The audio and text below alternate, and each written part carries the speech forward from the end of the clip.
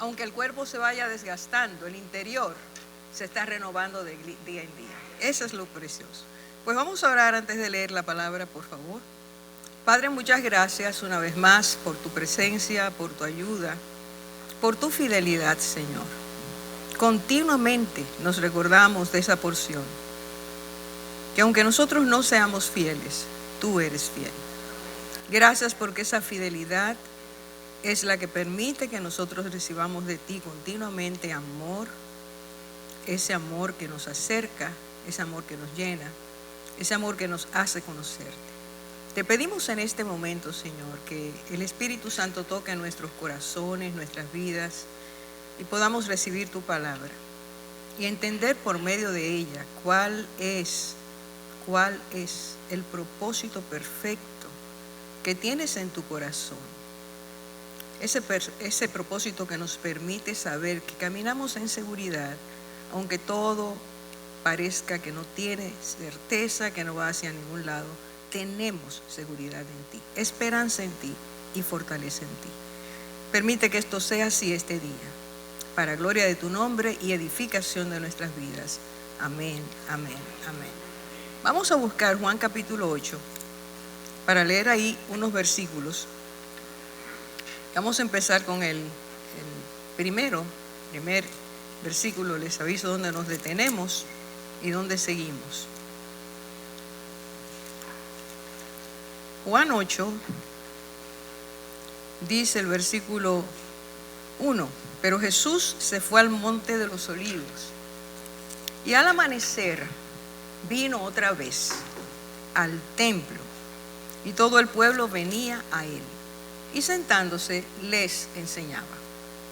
Y los escribas y los fariseos trajeron a una mujer sorprendida en adulterio y poniéndola en medio, le dijeron: maestro, esta mujer ha sido sorprendida en el acto mismo del adulterio. Y siguen hablando. Y quiero que vayamos al versículo 7. Pero como insistían en preguntarle, Jesús se enderezó y les dijo: el que de vosotros esté sin pecado sea el primero en tirarle una piedra. E inclinándose de nuevo escribía en la tierra. Pero al oír ellos esto, se fueron retirando uno a uno, comenzando por los de mayor edad, y dejaron solo a Jesús y a la mujer que estaba en medio. Y enderezándose Jesús le dijo: mujer, ¿dónde están ellos? ¿Ninguno te ha condenado? Y ella respondió: ninguno, Señor. Entonces Jesús le dijo: yo tampoco te condeno. Vete, desde ahora no peques más. Versículo 12. Jesús les habló otra vez diciendo: yo soy la luz del mundo. El que me sigue no andará en tinieblas, sino que tendrá la luz de la vida. Entonces los fariseos le dijeron: tú das testimonio de ti mismo, tu testimonio no es verdadero. Respondió Jesús y les dijo: aunque yo doy testimonio de mí mismo, mi testimonio es verdadero, porque yo sé de dónde he venido, y a dónde voy. Pero vosotros no sabéis de dónde vengo ni a dónde voy. Y lo vamos a dejar ahí, porque lo que quiero es que en este momento podamos vincular lo que aquí el Señor quiere enseñarnos o empezar a enseñarnos. La primera cosa es, como empieza el versículo 2, dice que Jesús volvió al templo. Si nosotros miramos el capítulo 7, nos damos cuenta, de hecho, desde el capítulo 5 en adelante, nos damos cuenta cómo estaba ocurriendo, cómo estaba moviéndose en Jerusalén, especialmente alrededor del templo, las divisiones, los criterios diferentes, los comentarios, unos muy abrasivos en contra del Señor, otros muy desconocedores de quién era el Señor, otros muy acercados a quién era el Señor. Había realmente una división en el pueblo en cuanto a quién era Jesús. Y dice que algunos hicieron comentarios muy fuertes, pero los instigadores, los que estaban detrás, eran los mismos de siempre: los escribas y los fariseos. Ellos eran los que llevaban al pueblo a ese tipo de movimiento, y realmente habían hecho mucho daño, porque durante tiempo habían enseñado lo que decían las escrituras, pero tenían una interpretación muy errada de lo que decía. Y Cristo, si ustedes se van a Mateo 5, todos vamos a ver ahí que Cristo empieza a corregir los criterios, los pensamientos, las malas informaciones, las malas enseñanzas. Y dice, repite continuamente, ustedes oyeron tal cosa, pero yo os digo. Y está ahí estableciendo una autoridad que él tenía, que vino a mostrarla, que vino a dárnosla a conocer, porque el Señor quería corregir los errores que nosotros tenemos en cuanto a quién es Jesús. Por lo tanto, ese día él vuelve al templo porque el día anterior la cosa había quedado muy alterada. Y dice, hermanos, dice aquí de forma muy clara que él se sentó a enseñar. Desde muy temprano Jesús, dice al amanecer, vino otra vez, todo el pueblo venía a él y él les enseñaba. Mientras Cristo estaba enseñando, se acerca un grupo de personas, entre ellos fariseos de nuevo y escribas, y traen un caso, interrumpen lo que Cristo está enseñando.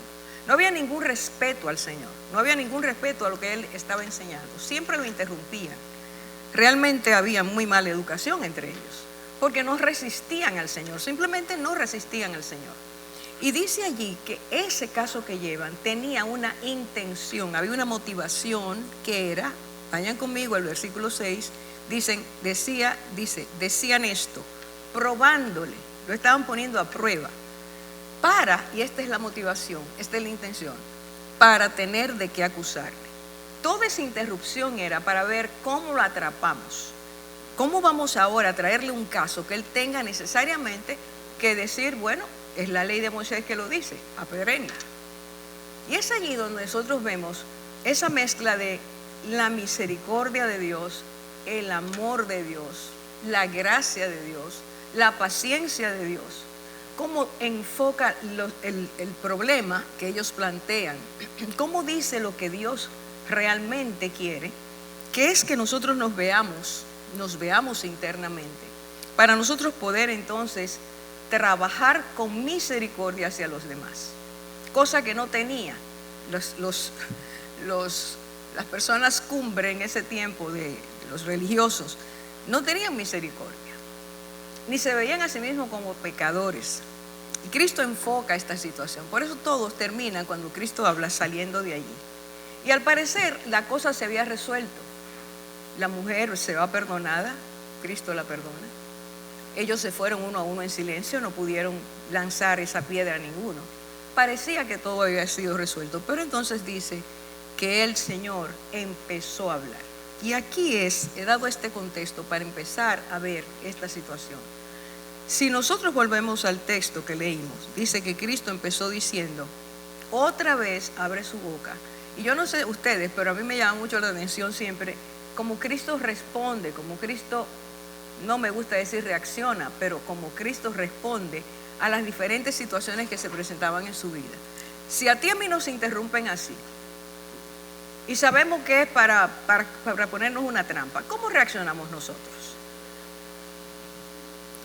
Cuando ellos se fueron, la persona se fuera, nosotros nos hubiéramos quedado tranquilitos. Bueno, volvamos al asunto. Posiblemente hubiéramos empezado a dar una cátedra en contra de cómo ellos eran. Qué increíble cómo son esa gente. Bueno, Cristo simplemente siguió. Y eso nos enseña dominio propio. Y nos enseña amor. Y nos enseña paciencia. Ese es el Señor en el que nosotros creemos. Y dice entonces que Él enfoca ahora, escúcheme bien mis hermanos, Cristo empieza a hablar de su identidad. Él empieza a decir quién es Él. Y Él empieza diciendo, yo soy la luz del mundo. El que me sigue no andará en tinieblas, sino que tendrá la luz de la vida. Yo soy la luz del mundo, empieza diciendo yo soy la luz del mundo. El que me sigue no andará en tinieblas, sino que tendrá la luz de la vida. ¿Qué estaba diciendo Cristo y qué sigue diciendo a través del tiempo? Cristo está diciendo, el mundo está en tinieblas. El mundo está en oscuridad. ¿Por qué? Porque el príncipe, él lo explica después, el príncipe de este mundo es que gobierna. Es decir, los que nacemos en el mundo nos encontramos con un sistema ya establecido. Y ese sistema, dependiendo del énfasis que se dé a los pensamientos y corrientes del mundo, a las cosmovisiones, a la manera de ser, de entender, de actuar, lo que fuera, marca unas pautas y caminamos en esas pautas y crecemos en esas pautas. Y el Señor le llama a eso, ese gobierno que está en contra de Dios, Cristo le llama tinieblas. Y el príncipe de las tinieblas establece sus patrones. Nosotros no tendríamos problemas en el mundo si nosotros le hubiéramos hecho caso a Dios y hubiéramos seguido en su luz y en su verdad. Pero al desobedecer a Dios, entramos en esos carriles, en esas sendas que oscurecen nuestros pensamientos y traen conflictos de todo tipo a nuestras vidas, intra e interpersonales. Cristo dice, si alguno que está en tinieblas me sigue, reconoce quién soy y me sigue, ese no andará en tinieblas. Así que Cristo dice, aunque la gente esté aquí, si tú me sigues, tú vas a ser diferente porque tú vas a recibir la luz de la vida. Y nosotros sabemos que cuando la luz llega, la oscuridad se va. Pero además hay un elemento básico, vital, y es que cuando la luz está, las cosas crecen, florecen, se multiplican, tienen vida. ¿Tú quieres que una plantita muera? Sácala del sol, si quieres, de esas que deben estar en el sol. Nosotros hemos muerto espiritualmente porque la luz, renunciamos a la luz, no quisimos la luz, somos pecadores y vivimos en tinieblas. Ahora Cristo dice, yo soy la luz, se identifica, dice, yo soy la luz del mundo. Yo puedo alumbrar a todo el que esté en el mundo, y el que me sigue, el que me recibe, el que sigue mis instrucciones, el que me cree, ese tendrá la luz de la vida.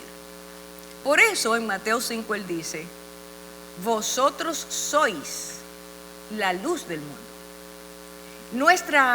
Nuestro trabajo, nuestra misión en la tierra luego de recibir a Cristo es ser luz en el mundo. Ese es un mandato, pero es una vivencia que viene por haber recibido al Señor. Ahora, cuando los enemigos oyeron esa declaración, los que habían quedado, otra vez empieza el problema. Cuando Cristo dice quién es, y en el mundo es así a través de la historia hasta el día de hoy y hasta el día que Él regrese, cuando Cristo dice quién es, hay un problema. Porque la gente no entiende, no quiere entender, ni quiere aceptar que Cristo es quien dice que es. Cuando Él declara su identidad, inmediatamente hay acusaciones, hay brotes de disgusto. La gente no quiere aceptar eso. Y al no aceptar el testimonio del Señor, hay que hacer una acusación contra Él. Y si ustedes van al versículo, se dan cuenta que en ese momento ellos dijeron, tú das testimonio de ti mismo y tu testimonio no es verdadero, porque tú eres el que hablas de ti mismo. Y eso se llama, tú eres un vanaglorioso y tú eres un mentiroso. Eso es lo que le están diciendo al Señor. Es decir, tu identidad no la queremos ni la creemos. Y ante esa situación, otra vez hay una reacción contra Jesús. Y todo el capítulo hasta el final se va incrementando ese malestar. Cristo es acusado, Cristo es difamado, a Cristo le llaman, le dicen que Él tiene demonios dentro, que Él es un samaritano. Las cosas se fueron empeorando según iba pasando. Sin embargo, Cristo siguió sacando a la luz su identidad. Y de esa identidad yo quiero que nosotros esta noche hablemos, porque nosotros escuchamos al Señor decir, y en la palabra de Dios son muchas, pero muchas las veces que Cristo dice, yo soy, o el Hijo del Hombre es. Ustedes han oído a Cristo decir en los evangelios continuamente, el Hijo del Hombre, el Hijo del Hombre. Cristo nunca decía Jesús. Búsquenlo, Él no hablaba de decir, no decía, yo soy Jesús. Creo que 2 o 3 veces dijo el Mesías a la samaritana, a Marta cuando iba hacia el sepulcro. Pero continuamente Cristo decía el Hijo del Hombre, y decía qué vino a hacer y quién era. Nosotros debemos entender esto para poder comprender un poco más quién es el Señor y qué promete ese Hijo del Hombre y qué hace ese Hijo del Hombre y qué no va a hacer o no vino a hacer ese Hijo del Hombre. Así que yo quiero 2 encuentros como introducción y luego vamos a ver 3 escenarios donde Cristo habla de eso. En primer lugar, cuando Cristo encuentra a Felipe y le dice sígueme, Y luego Felipe habla a su amigo y Cristo tiene un encuentro con ese hombre que viene a él, Natanael. Felipe le dijo, ven y ve, porque él estaba lleno de prejuicios, Natanael. Cristo lo ve que se acerca, dice algo de él, y ese comentario provoca en este hombre una reacción muy buena, porque dijo, tú eres, Rabí, tú eres el Cristo, el Hijo del Dios viviente. Este hombre reconoce en Cristo inmediatamente su identidad. Y Cristo le dice algo sumamente importante, que quiero que ustedes por favor vayan conmigo a Juan capítulo 1.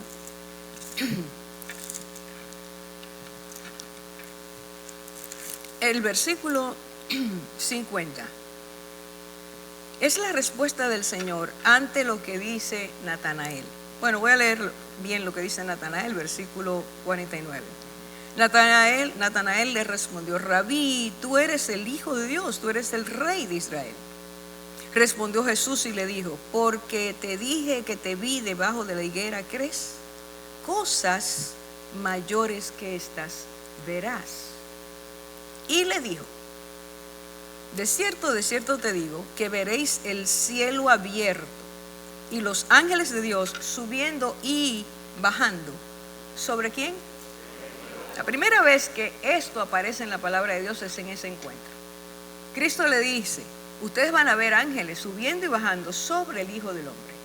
Y con eso le estaba diciendo, haciendo una referencia a esa visión que tuvo Jacob cuando vio una escalera y por ahí subían y bajaban los ángeles. Está diciendo, la presencia de Dios viene a la tierra. Ha llegado el momento en que Dios estará haciendo en la tierra a través de sus siervos, sus ministros, los ángeles, la operación, colaborando con el plan de salvación. Eso es lo que está, para decirlo de forma resumida. Ahora, ¿qué pasa cuando Cristo habla con Nicodemo? Nicodemo va, Juan capítulo 3, vamos para allá. Y yo quiero que ustedes vean los versículos, el versículo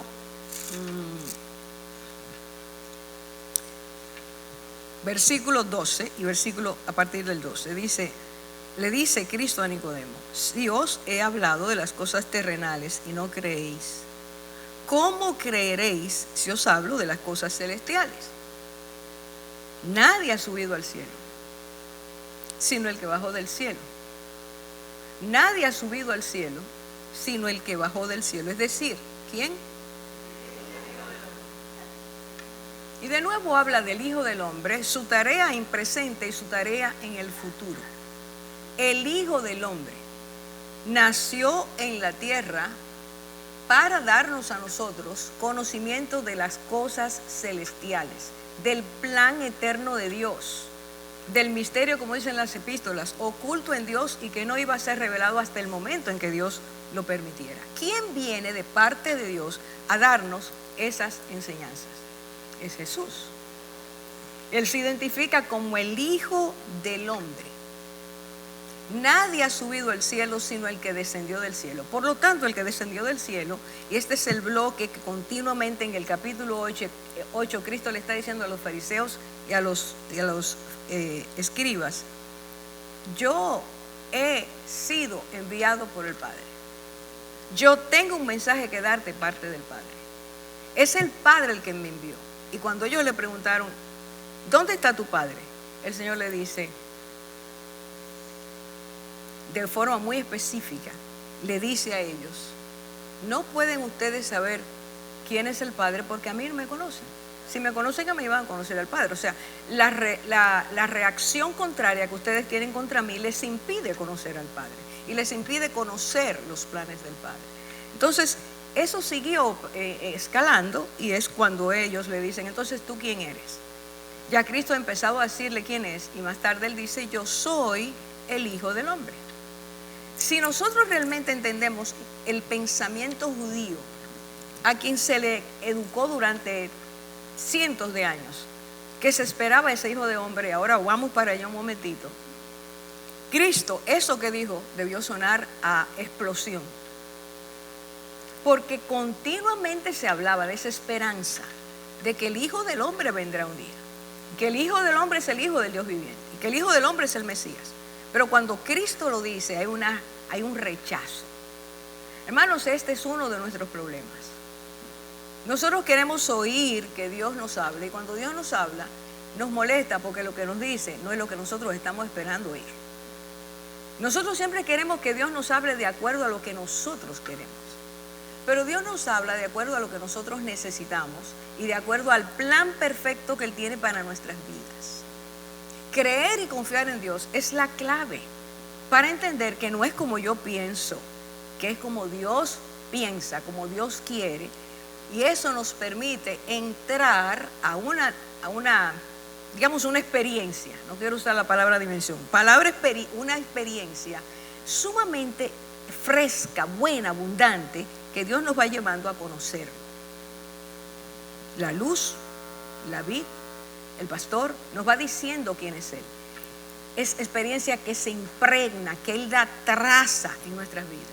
Y ese conocimiento íntimo de Dios nos hace entender quién es ese Jesús a quien yo he dicho que le entrego mi vida y que es el Hijo del Hombre. ¿Quién es el Hijo del Hombre? Yo quiero que nosotros vayamos a la visión de Daniel. Vamos a partir de ahí. Vamos a Daniel capítulo 7. Daniel 7. Dios le muestra una noche una visión a Daniel.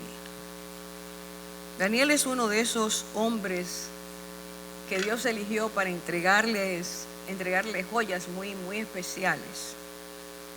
Y dice allí en el versículo 9, dice: seguí mirando hasta que se establecieron tronos y el anciano de días se sentó. Cuando se habla de anciano de días es una forma de decir Dios, porque es eterno, es una forma simbólica de hablar de Dios, el anciano de días. Y dice: su vestidura era blanca como la nieve y el cabello de su cabeza como lana pura, su trono llamas de fuego y sus ruedas fuego abrasador. Un río corría saliendo delante de él. Miles de millares le servían y miríadas de miríadas estaban en pie delante de él. El tribunal se sentó y se abrieron los libros. Está hablando de un escenario extraordinario que ocurre en el cielo, donde Daniel está mirando miríadas es millones y millones y millones y millones de ángeles sirviéndole a Dios. Y está hablando de la majestuosidad, de la gloria de Dios, como lo describe, sentado en su trono, cómo era todo, cómo se veía. Y entonces dice: yo sigo mirando. Y ahora nosotros nos vamos al versículo 9. Dice: y seguí mirando hasta que versículo 13. Seguí mirando en las visiones nocturnas y aquí, atención, con las nubes del cielo. ¿Venía quién? Un hijo de hombre. ¿Que se dirigió a quién? Y fue presentado ante él. Y le fue dado dominio, gloria y reino, para que todos los pueblos y naciones y lenguas, ¿qué? Y vamos a ponernos nosotros dentro de eso. Le sirviéramos, a cambiarlo. Nosotros nos incluimos. Le sirvamos. Para que nosotros le sirvamos. Y dice: su dominio es un dominio eterno que nunca pasará, y su reino uno que no será destruido. Y ahí decimos gloria a Dios. ¿De quién está hablando? Esa es una visión que Dios le da a Daniel. Y esa visión, cuando dice el Hijo del Hombre, vi al Hijo del Hombre que es presentado al anciano de días. Y el anciano de días le da dominio, gloria, reino. Lo establece como el futuro gobernante de la tierra. Su dominio no tendrá fin. Él va a hacer lo que Él quiere. Su reino no podrá ser destruido. Cuando Cristo viene y dice el Hijo del Hombre, ¿a quién se está refiriendo? A Él. Pero cuando usa para Él el calificativo Hijo del Hombre, ¿a qué cosa del Antiguo Testamento se está refiriendo? A esa visión. Es ese el Jesús que vino en sandalias, que no tenía dónde recostar su cabeza. ese que fue menospreciado, interrumpido continuamente por sus enemigos, acusado hasta llevarlo a donde lo llevaron. Él, ese rey, ese glorioso rey, es el que está diciendo: yo soy ese, el Hijo del Hombre. Ahora yo quiero que nosotros veamos 3 momentos. Ya dije, cuando el Señor, número 1, se presenta Nicodemo y él están hablando. Yo quiero que nosotros veamos de nuevo esa porción. La acabo de leer, pero quiero que la volvamos para tenerla bien fresca en este momento. Juan capítulo 3.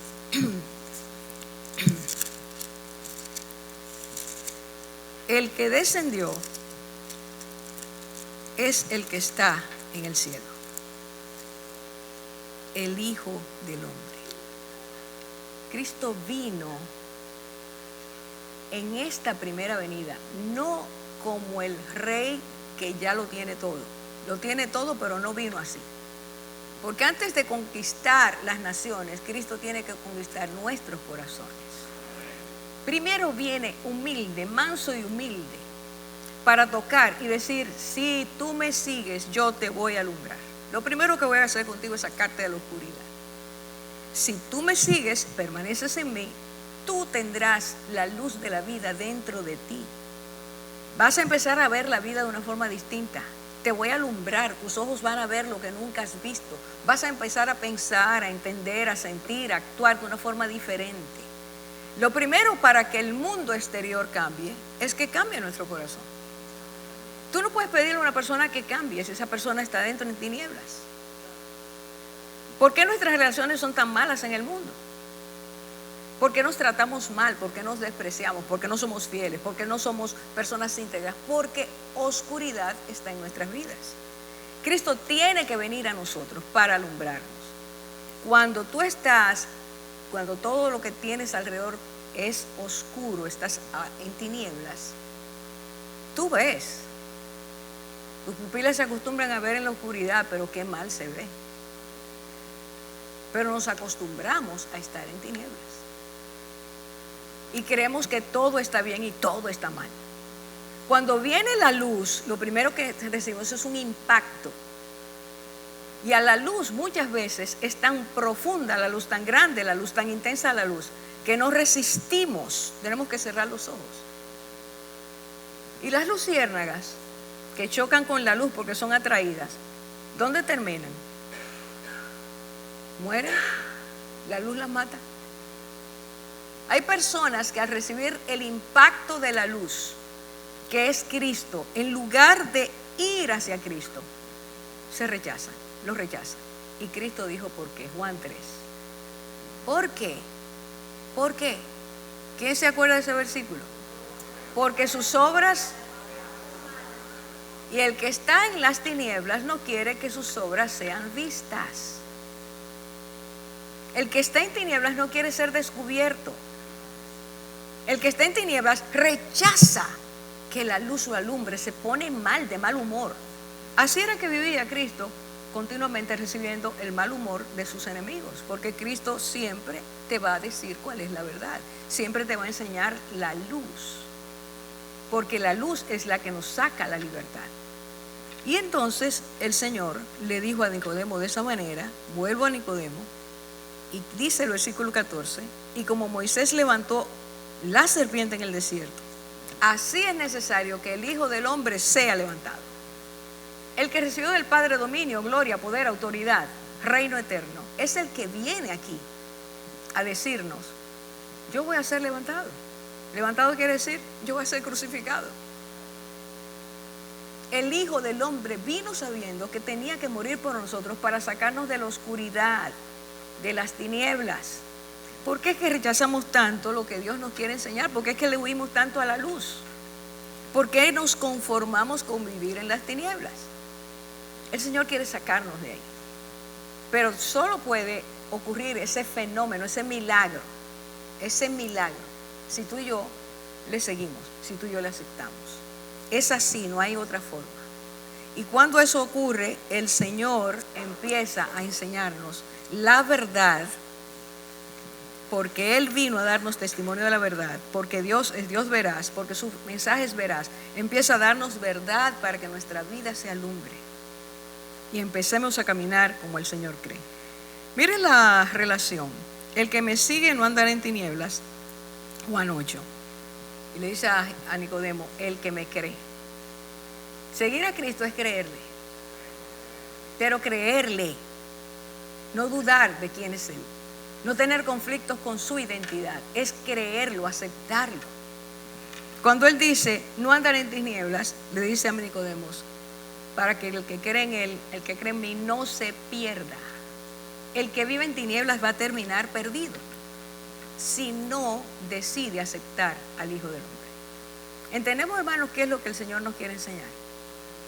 El Hijo del Hombre vino a salvar lo que se había perdido. Tú y yo estábamos así, pero cuando nosotros venimos al Señor, Él nos dice, si tú me sigues, si tú me crees, no vas a andar en tinieblas. Tú vas a tener la luz de la vida dentro de ti. Eso es tener vida eterna, lo que le dice a Nicodemo. Para que el que cree en Él no se pierda, sino que tenga vida eterna. ¿Entendemos el paralelismo?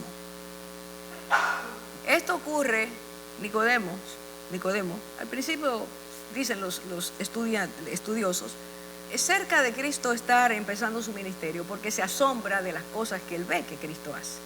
Y va a tener esa reunión con él.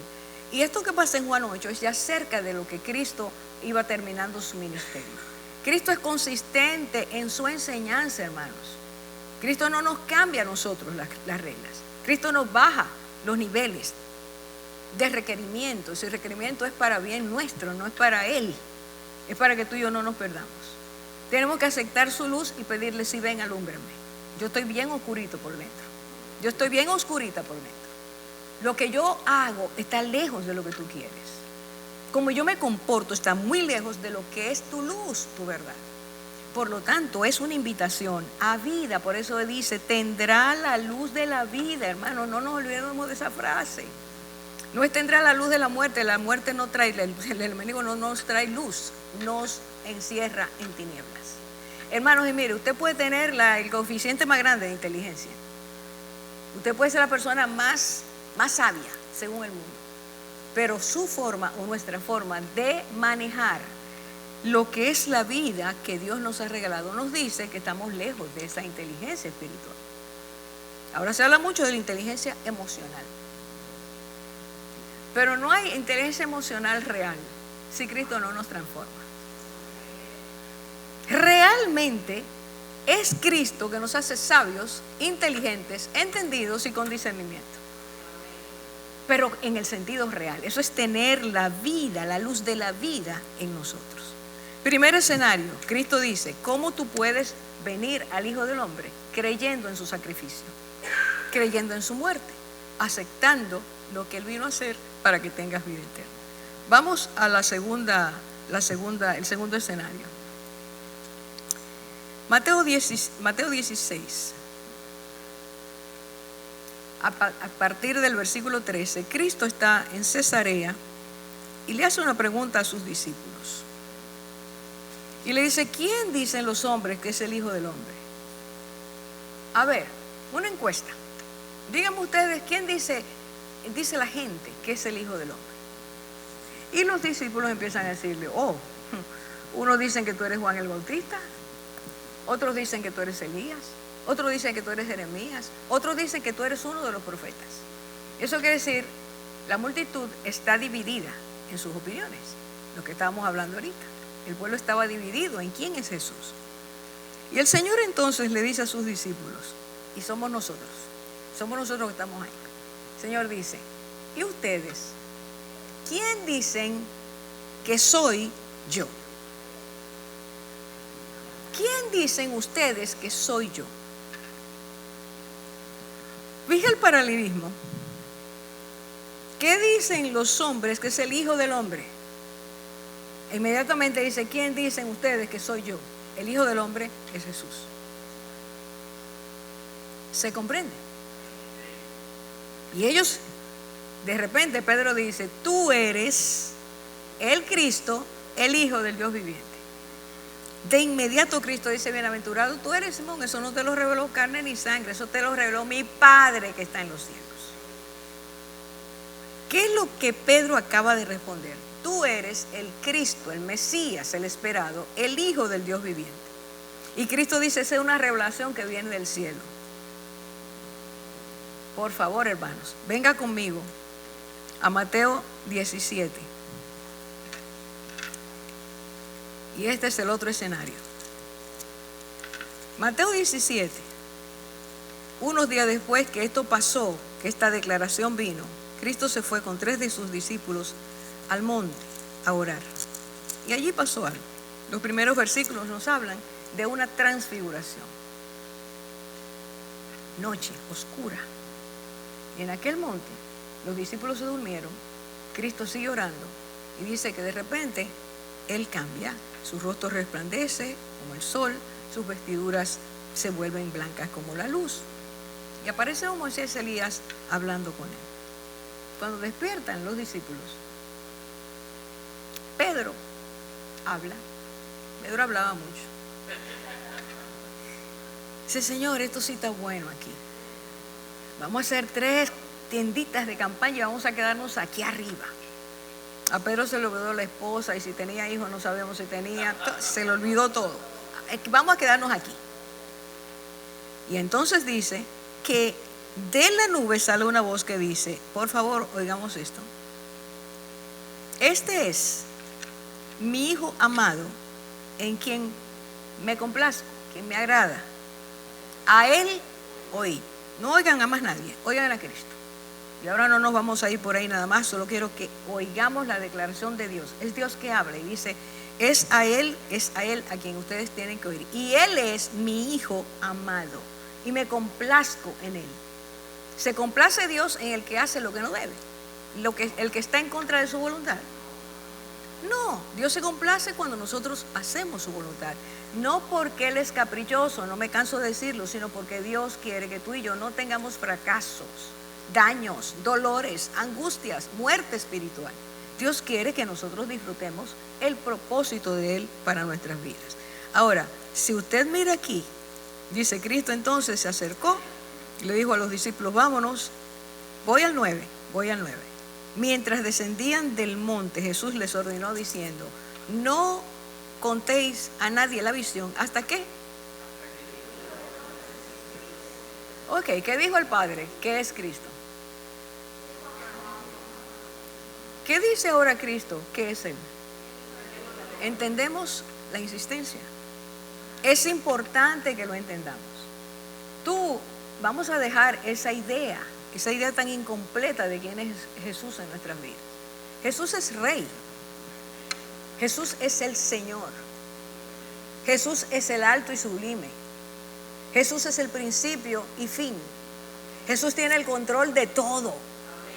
Viene para sacarnos de la oscuridad, para que podamos llegar un día a llegar, como dice Pablo, que lo describe de una forma preciosa. Él nos ha trasladado de las tinieblas a su luz admirable. Y Él quiere que tú y yo caminemos en esa luz, no que volvamos a las tinieblas. Pero tú y yo tenemos que entender que Él es Rey de nuestras vidas, porque Él vino a comprar, Él vino a pagar por nuestras vidas para sacarnos de la autoridad de las tinieblas, entiendas, el príncipe, todo lo que hace el príncipe de este mundo, y llevarnos a su luz. Debe haber gratitud en nuestras vidas, debe haber un profundo agradecimiento, porque nos sacó de ese gobierno y nos ha puesto en el gobierno de Él, para que un día gobernemos con Él. Nuestra esperanza no está en esta tierra. Nuestra esperanza está en los cielos. Pero mientras estamos en esta tierra, estamos sirviéndole, o debemos servirle, al Hijo del Hombre, el que recibió dominio, poder y gloria. Nuestro servicio, nuestro amor a Dios debe ser grande, grande, grande. ¿Quién tiene tu vida en sus manos? ¿Quién la tiene? ¿Realmente es Dios que la tiene? ¿O eres tú que la tienes? O lo que es peor, es el enemigo que te gobierna todavía. El Señor dice que nos definamos.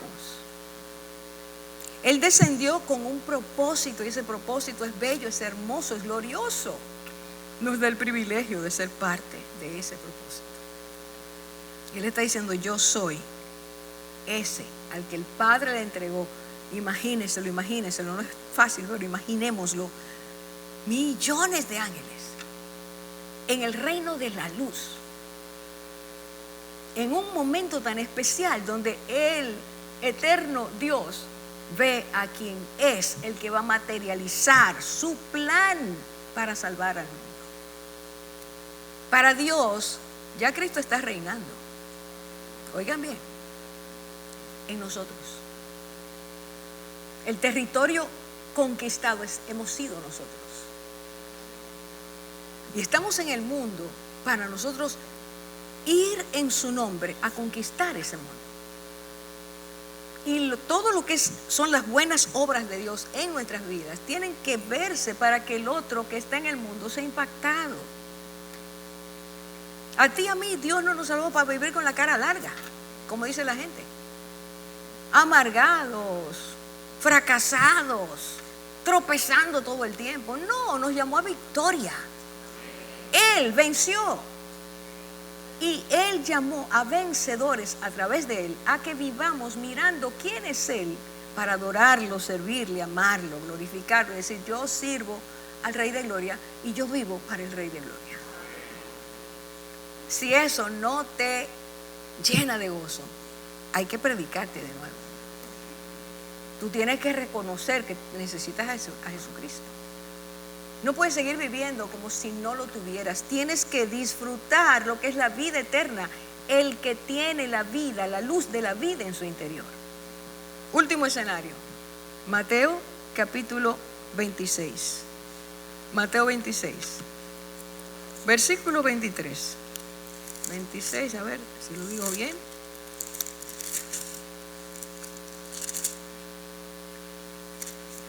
No, versículo 63.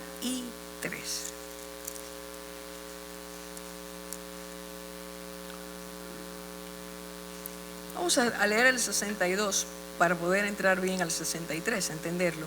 Entonces el sumo sacerdote, levantándose, le dijo: no respondes nada. Esta es la escena donde Cristo está en el patio del sumo sacerdote Caifás.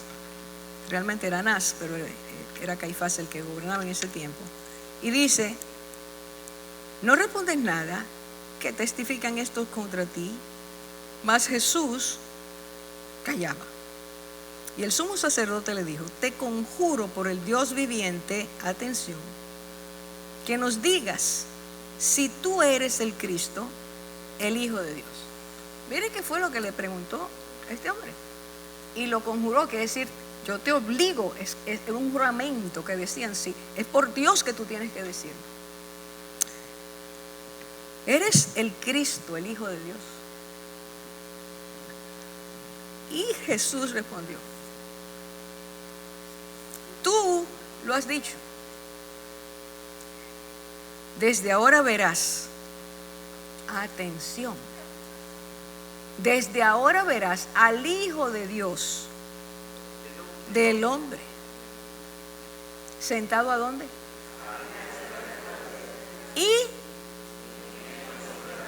Y en esa frase Cristo está diciendo: a partir de ahora, Él sabe que va a morir, que va a ser crucificado. La muerte trae la victoria. Resucitará e irá de nuevo a su reino y se sentará en su gloria. Y dice: y viniendo, lo vas a ver, viniendo en las nubes. ¿Sabe lo que eso significa? El poder, dominio y gloria que el Padre me dio en aquella visión que tuvo Daniel se cumplirá. Uy, qué entusiasmo. Ay, Cristo, tú vienes, qué bonito, qué bueno. Bueno, cuando tú vengas te saludamos. Qué bueno que llegaste. No. Cristo está diciendo: sí voy a morir y sí voy a resucitar. Y me sentaré de nuevo en el trono de mi Padre. El que descendió es el mismo que va a ascender. A Nicodemo se lo dijo. Hermanos, estamos entendiendo el hilo. Cristo está repitiendo todo el tiempo: he venido a esto. Lo que toca ahora es hacer esto. Pero lo que está establecido se cumplirá completamente. Mientras tanto, tú y yo que hemos venido a conocer y tenemos la luz de la vida y queremos seguir, decimos que queremos seguir a Jesús, tenemos que empezar a decirle: Jesús, Señor, Hijo del Hombre, tú eres mi Dios. Y anhelo tu presencia y anhelo conocer las verdades que no pudo conocer Nicodemo como Cristo quería en el tiempo que quería, porque la teología no se lo permitía. A nosotros se nos está acabando el tiempo y no acabamos de entender que tenemos que entregar nuestras mentes a Dios. No podemos irnos de aquí con un mínimo de conocimiento, sino con el máximo de conocimiento, el que Él quiere, la medida que Él tiene para cada uno de nosotros. Y así disfrutaremos. Escuche bien lo que le voy a decir ahora, por favor. Nosotros vamos a disfrutar las bendiciones celestiales que Él descendió para darnos. Y aunque pase lo que pase en esta tierra, nosotros sabemos que el que le sigue no andará en tinieblas. Está afirmado, está afirmado. Eso está en el plan de Dios. Que tú ya estemos aquí todavía, pero que sepamos que no somos de aquí. Que nos están preparando para irnos. Uy, qué gozo. Es que no nos gusta pensar que nos vamos. Sí nos vamos. Si permanecemos fieles. De nuevo el sí. Si permanecemos fieles. Si queremos sí seguirle. Si queremos sí. No, sí, sí, sí. Afirmativo. Queremos irnos con Él. Queremos mientras tanto hacer la voluntad de Dios. Queremos que Él nos enseñe. Vivir aquí. Escuche, con gozo. Con gozo. El Señor dijo, aprendió uno de sus grandes siervos, que el gozo del Señor es, decía él, Nehemías, es mi fortaleza. Cristo está allí a punto de salir al Getsemaní y le dice a sus discípulos: mi gozo yo lo dejo en ustedes y nadie podrá quitárselo. Y como a mí me lo han quitado varias veces, me lo he dejado quitar, porque nadie puede quitarle el gozo a nadie. El gozo es resultado de nuestra relación y convicción con el Señor, y que Él lo ha dicho y así es, pase lo que pase. Mire, hermanos, de nuevo se lo digo, he aprendido que el gozo me lo dio Cristo al vencer en la cruz. Y el gozo no es que tú te sientas con todo resuelto. El gozo es tener ese gozo por certeza, aunque todo se esté derrumbando. Por eso no podemos dejar que la gente nos quite el gozo. Ni el enemigo nos lo puede quitar tampoco. Está la palabra de Dios y su promesa para ir en contra de cada uno de esos dardos que tienen en su punta tristeza, dolor, ansiedad, inseguridad. Fuera en el nombre de Jesús, punto. Porque dice la palabra que Él es nuestra fortaleza, nuestro refugio, nuestro oportuno refugio en las tribulaciones. Eso es lo que yo tengo que pensar. Y cuando veo que todo se está moviendo como no debe, no decir, wow, pero ¿y qué es lo que pasa? No, yo sé lo que pasa. Dice David, tú has hecho caer mis cadenas en lugares deleitosos y es preciosa la herencia que me ha tocado. ¿Cuántos podemos decir eso? ¿La tristeza es una cadena? ¿Te meten en una cárcel? El Señor te dice, busca mi palabra.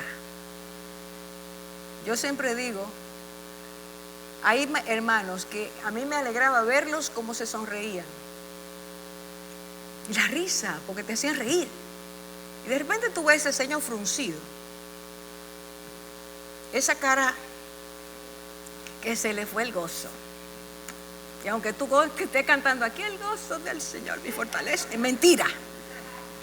No lo cantes. Vamos a buscar dónde, como el Señor me dijo. Mira a ver dónde. ¿Cómo fue? ¿Dónde? Se te perdió el gozo. Nadie tiene derecho a quitártelo, pero tú no tienes por qué dejar que el otro te lo quite. ¿Cuándo Dios me pide que debo estar triste? Cuando peco. Tengo que ir a llorar a los pies del Señor que me perdone. Pero las circunstancias que pasen, aunque nos saquen lágrimas, hay que venir a Él para que Él vuelva a llenar nuestra copa de su gozo, el gozo de su salvación. ¿Quién es tu Señor? ¿Quién es tu Rey? ¿Quién es Jesús? El Hijo del Hombre, que venció y está esperando que el Padre diga, toca la trompeta. Tú sabes que ese momento es el momento que se está esperando en el cielo. Uy, 4 dijeron amén. Ese es el momento. Tú y yo estamos viviendo en la tierra a punto de que ese Jesús descienda a buscar a ti y a mí para reunirnos con Él. Y en el momento en que allá el Padre diga, es hora de ir a la tierra a reinar, que tú y yo volvamos con Él. Puede haber algo que te quite el gozo de su salvación. Puede haber alguien que pueda hacerlo, sí, mucha gente, pero oye, en la cruz hubo uno, siendo el Hijo del Hombre, que vino a darnos vida y vida en abundancia. Y yo no quiero, hasta que me muera, si es que me voy a morir, si el Señor me va a llevar, yo no quiero dejar de pensar que Cristo vino a darme vida y vida en abundancia. Yo no quiero un chin de vida. Hay gente que está viviendo con gotas diarias de vida. ¿Te bebiste tu gotero hoy? No, no, Señor, no es así. Es vida en abundancia. Él dijo, de tu interior saldrá un río que brote de agua viva. Vamos a salpicar a la gente. Mañana, en vez de tú salir a la calle con esa cara, sonríele a alguien. Sonríele a alguien. Alguien puede necesitar esa sonrisa.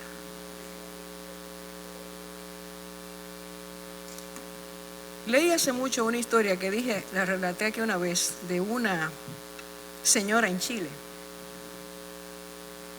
que decidió suicidarse. Y dejó algo escrito y decía, si alguien me hubiera sonreído hoy. A veces las personas estamos tan abrumadas que solo necesitamos que alguien nos mire y nos sonría. Y eso va a cambiar nuestra vida. Dios puede usar sonrisas para cambiar lo que el diablo puso en la cabeza, lo que puso en el corazón.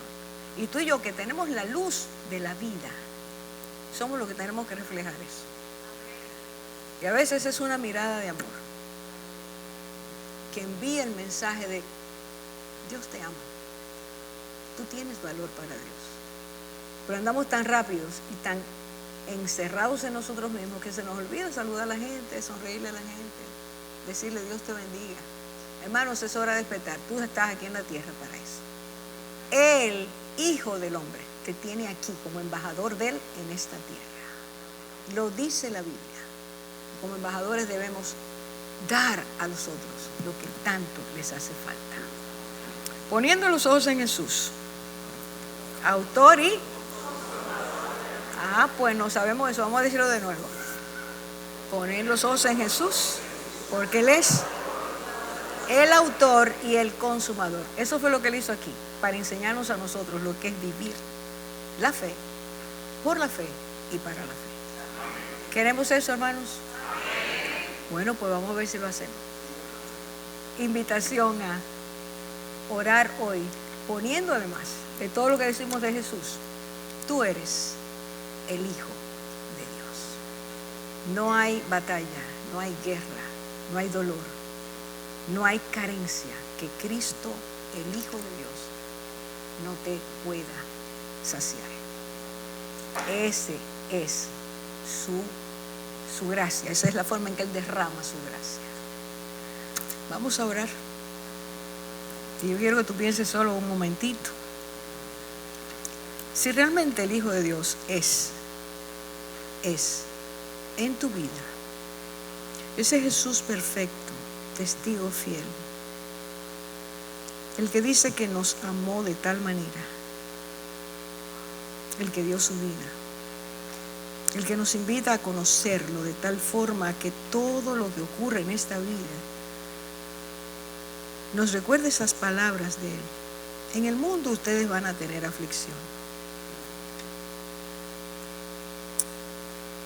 más confiar. Yo he vencido al mundo. Señor, revisa nuestra confianza en ti esta noche. Revisa, Señor, nuestra fe. Enséñanos a creerte a pesar de. Enséñanos a confiar en este tiempo. Cuando tú dijiste, el Hijo del Hombre cuando vuelva hallará fe en la tierra. Eres tú el que regresas a buscarnos y luego a reinar en este mundo. Señor, que seamos luces encendidas en un mundo, como dice en Filipenses, luminarias encendidas en medio de esta oscuridad. Que nos enseñes que tú eres siempre el que tiene el dominio, la autoridad, el gobierno, la soberanía. Y tu voluntad es buena, tu voluntad es agradable, tu voluntad es perfecta. Confiamos en tus misericordias hoy y mañana, si estamos aquí todavía en la tierra. Tu palabra dice que nuevas son cada día, que tus fidelidades nunca terminan, tus misericordias nunca acaban. Queremos aferrarnos a ti esta noche, Señor, y venir a ti con cualquiera de las situaciones que estamos viviendo para pedirte, yo quiero creer en ti, el Hijo del Hombre, el Rey eterno, el que tiene el gobierno y el dominio sobre todo, el que en un instante puede cambiar cualquier situación, pero es el que me está pidiendo que confíe, que crea, que sea testigo de Él y que viva para Él. Conforme a nuestras necesidades, te pedimos esta noche, Señor, que tú traigas esa paz preciosa, gloriosa, perfecta a nuestras vidas. Que nos des la determinación de buscarte de corazón y encontrar en ti, a tus pies, junto a ti, en intimidad, encontrar al Dios que me ve, al Dios viviente, al Dios real, al que escucha, al que perdona, al que restaura, a aquel que en Él confía, a aquel que en Él ha puesto su amor. Gracias, Señor, porque la puerta está abierta y esta noche te decimos, bueno, los que querramos decírtelo, entra, toma tu lugar y restaura mi amor a ti, mi obediencia a ti. Hazme el hombre, hazme la mujer que tú quieres, que tú has diseñado. Guárdanos al salir y que no nos olvidemos de esto. La oración al que vive y reina para siempre, cuando se hace con fervor, toca en tu corazón. Que esta noche, Señor, decidamos tocar tu corazón, porque nuestra fe nos mueve a creerte a ti. Gracias por lo que has hecho, estás haciendo y harás.